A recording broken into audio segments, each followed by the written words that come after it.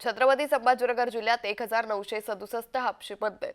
पाण्यासाठी कामावर खाडा होतोय, मात्र बंद हापशांमुळे गावात राडा झाल्याचं पाहायला मिळालंय. तहान भागवणारे हातपंप हे बुजगावणे ठरू लागलेत.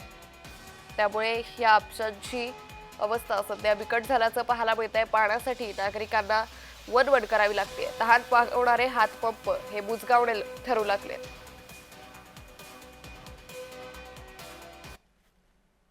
हापसांची अवस्था नेमकी काय पाहूयात ग्राफिक्सच्या माध्यमातून.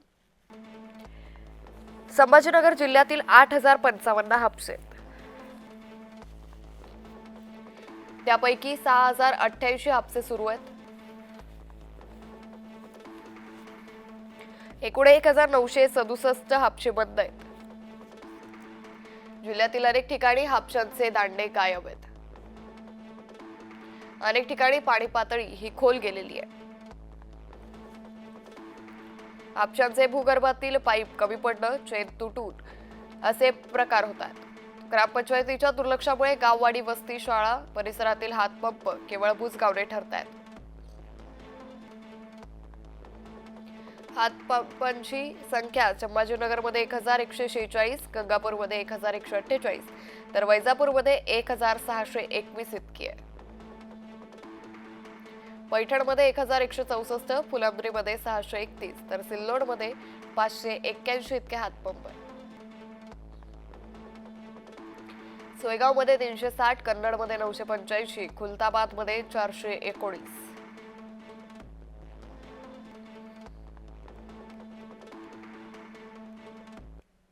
या संदर्भात अधिक माहिती घेऊयात आमचे प्रतिनिधी विजय चिडे यांच्याकडून. विजय, हातपंपांची आता ही जी स्थिती सध्या पाहायला मिळते, यामुळे नागरिकांमध्ये राडे होताना पाहायला मिळत आहे, काय अधिक माहिती?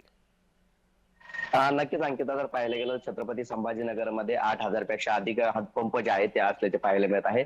जिल्हा परिषद कुण जे आहे ते ह्या पंपाची निर्गणी केली जात आहे. मात्र छत्रपती संभाजीनगर जिल्ह्यात तब्बल 2,000 पर्यंत 2,000 जे आहेत ते हातपंप जे आहेत ते बंद अवस्थेत असल्याचे पाहायला मिळत आहे. त्यामुळे आता भीषण पाणी टंचाईचा सामना जो आहे तो जिल्ह्यातील नागरिकांना करावा लागत आहे.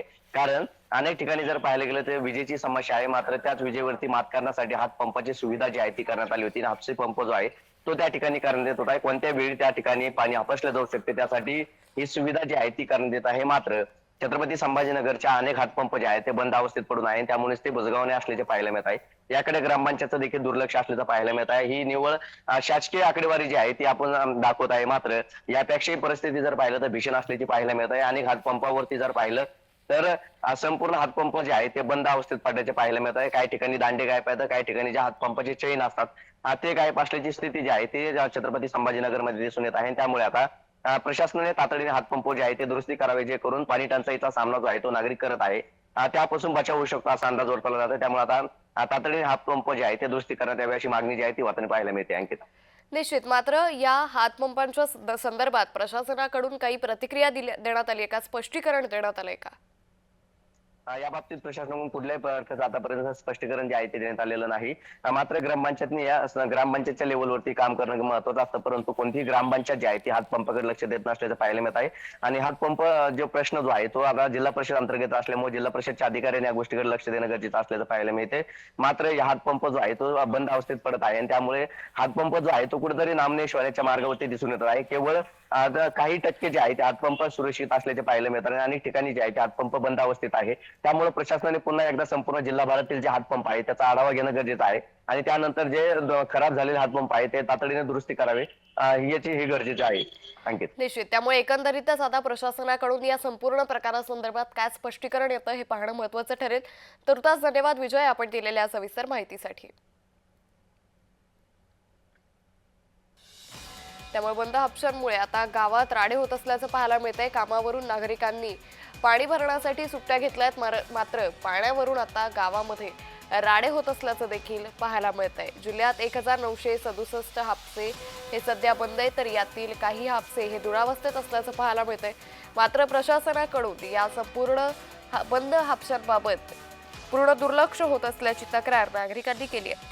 त्यामुळे या संपूर्ण प्रकरणासंदर्भात आता प्रशासन नेमकं काय स्पष्टीकरण देतं आणि नागरिकांची ही जी पाण्यासाठी वणवण होते यासाठी प्रशासनाकडून काय उपाययोजना केल्या जातात हे पाहावं लागेल.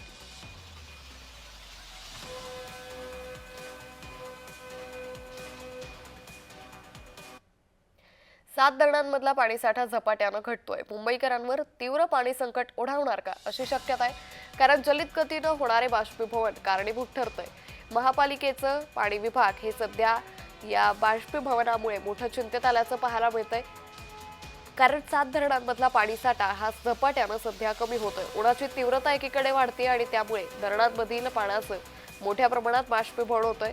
त्यामुळे मुंबईकरांवर तुर्तास जरी पाणी कपातीची वेळ आलेली नसली तरी मुंबईकरांवर येत्या काळात पाणी संकट ओढावणार का अशी शक्यता सध्या वर्तवण्यात येते. या संदर्भातला अधिकचा तपशील पाहूयात ग्राफिक्सच्या माध्यमातून. तर पाणी संकट ओढावणार का, तर या संदर्भातला माहिती पाहूयात.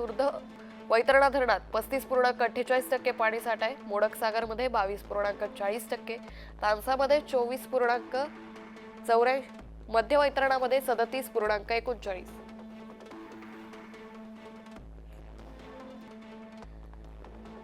तर भातसा धरणामध्ये 30.75%, तर विहार धरणामध्ये 42.69%, तुळशी धरणामध्ये 42.3% इतका पाणीसाठा शिल्लक आहे.